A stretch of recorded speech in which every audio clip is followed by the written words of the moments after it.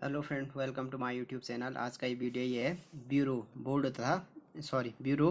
Board अथवा आयोग में आयोग क्या क्या है।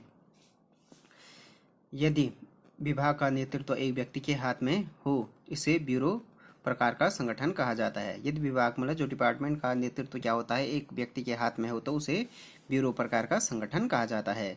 यदि विभाग की अध्यक्षता कई व्यक्तियों के हाथ में साझा रूप से हो, तो उसे बोर्ड प्रकार का संगठन कहा जाता है। तो विभाग का नेतृत्व क्या होता है, अगर एक आध व्यक्ति के हाथ में हो तो उसे ब्यूरो कहा जाता है। एक व्यक्ति से विभाग की अध्यक्षता क्या हो, एक व्यक्ति से अधिक के हाथों में, कई व्यक्तियों के हाथों में साझा रूप से हो, तो उसे बोर्ड कहा जाता है, बोर्ड प्रकार का संगठन कहा जाता है। भारत में बोर्ड तथा ब्यूरो दोनों विद्यमान हैं। मंत्री प्रायः विभागों के अध्यक्ष होते हैं, जैसे शिक्षा, विदेशी मामले, गृह विभाग, कृषि आदि। किंतु हमारे विभागों का प्रशासन बोर्डों अथवा आयोगों के अधीन है। उदाहरण के लिए प्रत्यक्ष कर बोर्ड सीमा शुल्क, केंद्रीय उत्पादन कर एवं आयकर विभागों की अध्यक्षता एवं उन पर नियंत्रण करता है। रेलवे बोर्ड रेलवे विभाग का प्रशासकीय अध्यक्ष है। राज्यों में राजस्व तथा बिजली बोर्ड अवस्थित है। तो ये हो गया विभाग का अध्यक्ष। विभाग का जो मेन होता है वो तो मंत्री होता है, किंतु जो विभाग ब्यूरो और जो बोर्ड होते हैं, जैसे प्रत्यक्ष कर बोर्ड सीमा शुल्क, केंद्रीय उत्पाद कर एवं आयकर विभागों की अध्यक्षता एवं उन पर नियंत्रण करता है ब्यूरो। रेलवे बोर्ड हो गया, रेलवे बोर्ड रेलवे विभाग का प्रशासकीय अध्यक्ष है। राज्यों में राजस्व तथा बिजली बोर्ड अवस्थित है। अब हो गया, ये क्या हो गया, बोर्डों के प्रकार। बोर्डों को कई बार आयोग भी कहते हैं। बोर्ड तथा आयोग दोनों शब्द एक दूसरे के लिए प्रयोग कर लिए जाते हैं। बिलोवी ने दोनों में महत्वपूर्ण अंतर बताया है। जो बोर्ड होता है उसको कई बार आयोग भी कहते हैं। दोनों में ये बोर्ड तथा आयोग शब्द क्या होता है, एक दूसरे के लिए प्रयोग कर लिया जाता है। कि मगर जो बिलोवी थे उन्होंने इसमें बोर्ड और आयोग में डिफरेंस बताया है। उनके अनुसार बोर्ड व्यक्तियों का समूह है जो अपने क्षेत्राधिकार में आने वाले सभी मामलों पर सामूहिक रूप से कार्रवाई करते हैं। हो सकता है कि वे व्यक्तिगत रूप से आंकड़े इकट्ठे करें तथा प्राथमिक सुनवाई करें, किंतु कार्रवाई वे सामूहिक रूप से ही करते हैं। आयोग ऐसे सदस्यों का समूह है जो न केवल बोर्ड की तरह सामूहिक रूप से कार्य करते हैं, बल्कि वे किए जाने वाले कार्य के लिए स्थापित किए गए यूनिटों के अध्यक्ष के रूप में व्यक्तिगत रूप से भी कार्य करते हैं। फिर भी इन दोनों को प्रशासनिक संगठन में एक दूसरे के लिए प्रयोग किया जाता है। अब हो गया बोर्ड और जो आयोग हैं उनके प्रकार। बोर्ड तथा आयोग निम्न प्रकार के होते हैं। फर्स्ट हो गया प्रशासनिक बोर्ड। प्रशासनिक बोर्ड जहाँ किसी विभाग का अध्यक्ष बोर्ड हो, उसे प्रशासनिक बोर्ड कहा जाता है। जैसे रेलवे बोर्ड, राजस्व बोर्ड, राजस्व के लिए केंद्रीय बोर्ड। तो जहाँ पर किसी विभाग का अध्यक्ष क्या होता है, बोर्ड मतलब एक से ज़्यादा व्यक्ति हो, वहाँ उसे प्रशासनिक विभाग का अध्यक्ष बोर्ड हो तो उसे प्रशासनिक बोर्ड कहा जाता है। जैसे रेलवे हो गया, राजस्व के लिए केंद्रीय बोर्ड। दूसरा हो गया सलाहकार बोर्ड। इसे प्रायः विभाग के अध्यक्ष के साथ संबद्ध किया जाता है ताकि उसे सामान्य अथवा विशिष्ट मामलों पर सलाह दे सके। यह सलाह उस पर बंधनकारी नहीं होती। सलाहकार बोर्डों में प्रायः तकनीकी विशेषज्ञ शामिल किए जाते हैं। ये विभाग के पदक्रम संगठन से बाहर होते हैं तथा विभाग का कार्य करने अथवा नीति बनाने का उनका कोई उत्तरदायित्व नहीं होता है। इन बोर्डों को समितियां भी कहा जाता है। भारत में केंद्रीय सलाहकार, शिक्षा सलाहकार बोर्ड, रेलवे सलाहकार बोर्ड, विश्वविद्यालय अनुदान आयोग, लोक सेवा आयोग आदि सलाहकार बोर्ड में आते हैं ये। तीसरा हो गया विनियामक आयोग।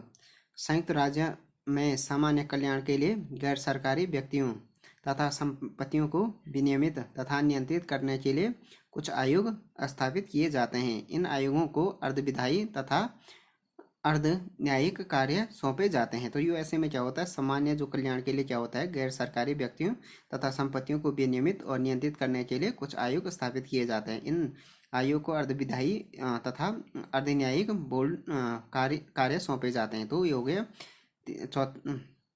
प्रशासनिक बोर्ड, सलाहकार बोर्ड, विनियामक बोर्ड के बाद हो गया तीसरा, चौथा हो गया द्विदलीय बोर्ड कई बार दलीय राजनीति से छुटकारा पाने के लिए प्रमुख दलों के प्रतिनिधियों को सम्मिलित करके बोर्ड बना दिए जाते हैं। अब हो गया बोर्ड ब्यूरो तथा बोर्ड के गुण।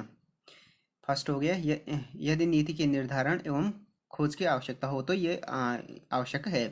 यदि संपत्ति से संबंधित गैर सरकारी हितों को प्रभावित करने वाली व्यापक स्वाभाविक अथवा नियंत्रक शक्तियों के प्रयोग का प्रश्न निहित हो। तीसरा, यदि विवादास्पद क्षेत्रों में बाध्यकारी शक्ति के प्रयोग की अपेक्षा है।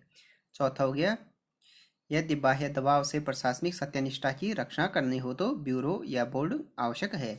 अब इसके कुछ अवगुण भी हैं या कुछ दोष भी हैं बोर्ड के, ये निम्नलिखित हैं। इससे छिन्न भिन्नता आ जाती है तथा उत्तरदायित्व निर्देश प्राप्त नहीं होता। दूसरा हो गया यदि बहुत से व्यक्ति संयुक्त रूप से कार्य करते हैं तो व्यक्तिगत उत्तरदायित्व निश्चित नहीं किया जा सकता है। प्रत्येक व्यक्ति का उत्तरदायित्व किसी का भी उत्तरदायित्व नहीं होता है। तीसरा हो गया इससे विलंब होता है, यह शीघ्र कार्य नहीं कर सकता।